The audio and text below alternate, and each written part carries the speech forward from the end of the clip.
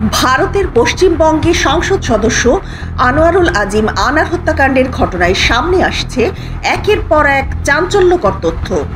দিনভর নানান গুঞ্জনের পরে জানা গেল হত্যাকাণ্ডের মূল পরিকল্পনাকারী তারই ছোটবেলার বন্ধু ও ব্যবসায়িক অংশীদার আখতারুজ্জামান শাহিন।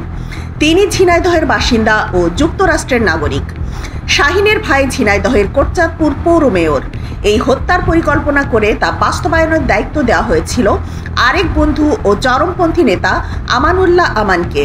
কলকাতায় বসে হত্যার চূড়ান্ত ছক এঁকে বাংলাদেশে চলে আসেন শাহিন। পরে আমান সহ ৬ জন মিলে এমপি আজিমকে সঞ্জীবা গার্ডেন নামের একটি ফ্ল্যাটে ট্রাপে ফেলে ডেকে আনেন। এরপর তাকে জিম্মি করে বালিশ চাপা দিয়ে হত্যা করা হয়। পরে মরদেহ কেটে টুকরো টুকরো করে ট্রলি ব্যাগে ভরে ফেলা হয় অজ্ঞাত স্থানে। আনারকে হত্যার জন্য ৫ কোটি টাকা দিতে চেয়েছিলেন আখতারুজ্জামান শাহিন। হত্যাকাণ্ডের আগে তাকে কিছু টাকা পরিশোধ করা হয়। বাকি টাকা দেওয়ার কথা ছিল হত্যাকাণ্ডের পর। তাদের মিশন সফল হওয়ার পর আনারের মরদেহের টুকরোগুলো গুম করার জন্য সিয়াম ও জিহাদ নামের দুজনকে দায়িত্ব দিয়ে ঢাকায় চলে আসেন আমান। ঢাকায় এসে দেখা করেন আখতারুজ্জামান শাহিনের সঙ্গে। তবে শাহিন পরবর্তী সময়ে তাকে কত টাকা দিয়েছেন সেটা জানা যায়নি।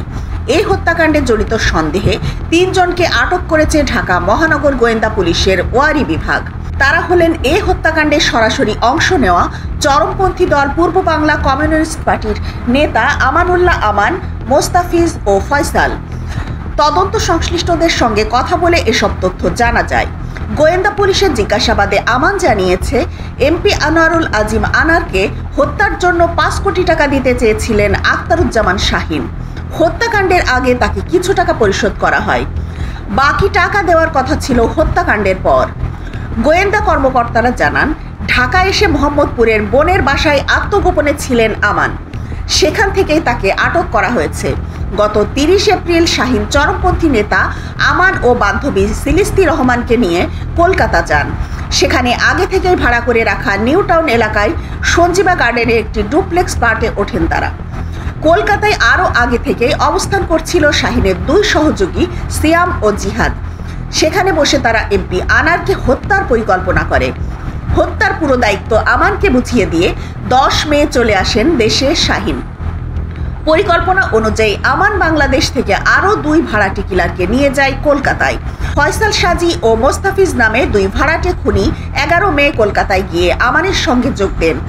আমানকে জিজ্ঞাসাবাদে প্রাপ্ত তথ্যের বরাতে গোয়েন্দা কর্মকর্তারা জানান, এমপি আনার যে ১২ মে কলকাতায় যাবেন তা আগে থেকে জানতেন শাহিন। তাকে হত্যার জন্য সব ধরনের প্রস্তুতি নিয়ে রাখতে বলেন তার গ্যাংকে। তারা একাধিক চাপাতিও সংগ্রহ করে রাখে। গত ১২ মে চুয়াডাঙ্গার দর্শনা সীমান্ত দিয়ে কলকাতায় যান আনার। প্রথম তিনি তার বন্ধু গোপালের বাসায় থাকেন।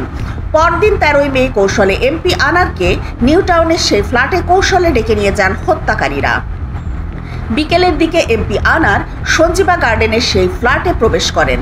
এরপর আমান তার সহযোগী ফয়সাল, মোস্তাফিজ, সিয়াম ও জিহাদ মিলে এমপিকে চাপাতির মুখে জিম্মি করে।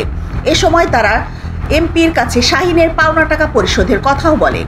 বিষয়টি নিয়ে তর্কাতর্কির এক পর্যায়ে সবাই মিলে আনারকে জাপটে ধরে বালিশ চাপা দিয়ে হত্যা করে। হত্যার পর আমান বিষয়টি জানায় শাহিনকে। আমানের দেওয়া তথ্যের বরাতে গোয়েন্দা কর্মকর্তারা জানান, শাহিনের পরামর্শ মতো মরদেহ গুম করতে কেটে টুকরো টুকরো করা হয়। এরপর ফ্ল্যাটের কাছে শপিং মল থেকে আনা হয় 2টো বড় ট্রলি ব্যাগ ও পলিথিন। এমপি আনারের মরদেহের টুকরোগুলো পলিথিনে পেঁচিয়ে ট্রলি ব্যাগে ভরা হয়। ঘটনার রাতে মরদেহের টুকরো সহ 2টি ট্রলি ব্যাগ বাসাতেই রাখা হয়।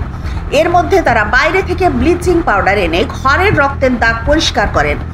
সংশ্লিষ্টরা জানান, কলকাতা পুলিশ ওই ফ্ল্যাট ও আশেপাশের ভবনের সব সিসি ক্যামেরার ফুটেজ সংগ্রহ করেছে। সিসি ক্যামেরার ফুটেজ বিশ্লেষণ করে আমান ও তার সহযোগীদের ট্রলি ব্যাগ আনা নেওয়া, এমপি আনারের বাইরে রাখা জুতা ভেতরে নেওয়ার দৃশ্যও দেখা যায়।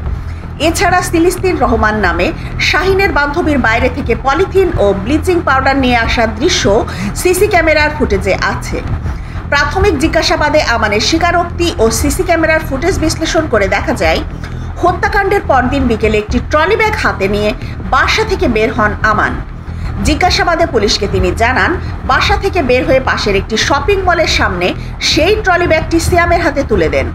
সিয়াম সেই ব্যাগ নিয়ে তাদের আগে থেকেই ভাড়া করে রাখা গাড়ি নিয়ে অজ্ঞাত স্থানের দিকে চলে যান। তবে সেই গাড়ি চালক কলকাতা পুলিশকে জানান সিয়াম কিছু দূর যাওয়ার পর ব্যাগটি নিয়ে গাড়ি থেকে নেমে পড়েন। লাশের টুকরো আরেকটি ব্যাগে ছিল। সেই ব্যাগ থেকে দুর্গন্ধও ছড়ানো শুরু করেছিল। সেই ব্যাগটি সহযোগীদের অন্য কোথাও ফেলে দেওয়ার নির্দেশনা দিয়ে 15 মে সিলিস্তিকে নিয়ে ঢাকায় চলে আসেন আমান। গোয়েন্দা কর্মকর্তারা জানান, হত্যাকাণ্ডের পর আমানের নির্দেশনা অনুযায়ী তার 2 সহযোগী এমপি আনারের ব্যবহৃত 2টি মোবাইল ফোন নিয়ে 2 দিকে চলে যান, যেন তদন্তকারী বা আইন শৃঙ্খলা বাহিনী আনারের অবস্থান সম্পর্কে বিভ্রান্ত হয়। 17 মে মোস্তাফিজ ও 18 মে ফয়সাল বাংলাদেশে ফেরত আসেন।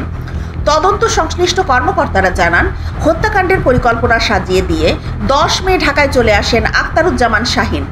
এমপি আনোয়ারুল আজিম নিখোঁজের বিষয়টি দেশে আলোচিত হলে তিনি 18 মে আবারও ভারত হয়ে নেপালে চলে যান। 21 মে নেপাল থেকে চলে যান দুবাই। 22 মে দুবাই থেকে যুক্তরাষ্ট্রে পাড়ি জমান। যুক্তরাষ্ট্রে শাহিনের ঠিকানা নিউ ইয়র্কের 379 ইস্ট 7th স্ট্রিট ব্রুকলিন এলাকায় বলে জানা যায়। এমপি আনোয়ারুল আজিমকে নির্মমভাবে হত্যার নেপথ্যে স্বর্ণ চোরাচালানের অর্থ ভাগাভাগি নিয়ে দ্বন্দ্ব রয়েছে বলে সন্দেহ করা হচ্ছে। আখতারুজ্জামান শাহিন নিজেও একজন স্বর্ণ চোরাচালানকারী। এমপি আনোয়ারুল আজিমের বিরুদ্ধেও স্বর্ণ চোরাচালানের অভিযোগ রয়েছে। কলকাতায় শাহিন ও আজিমের যৌথ ব্যবসা আছে। সংশ্লিষ্টদের ধারণা, স্বর্ণ চোরাচালানের বিপুল অর্থ ভাগাভাগি নিয়ে এই হত্যাকাণ্ড ঘটানো হয়েছে। এদিকে আনোয়ারুল আজিম আনার ভারতে খুন হওয়ার ঘটনায় রাজধানীর শেরেবাংলা নগর থানায় মামলা দায়ের হয়েছে। মামলা নম্বর 42। বুধবার সন্ধ্যায় মামলার এজাহার দায়ের করেন তার মেয়ে মুমতারিন ফেরদৌস ডরিন। বিষয়টি নিশ্চিত করেছেন শেরেবাংলা নগর থানার ভারপ্রাপ্ত কর্মকর্তা মোহাম্মদ আহাদ আলী। তিনি জানান, সংসদ সদস্য আনোয়ারুল আজিম আনারের মেয়ে মুমতারিন ফেরদৌস ডরিন হত্যা মামলা দায়ের করেছেন। মামলায় কোনো আসামির নাম উল্লেখ করা হয়নি। সবাই অজ্ঞাত পরিচয় হিসেবে দেওয়া হয়েছে। এখন তদন্ত করে আসামিদের আইনের আওতায় আনা হবে।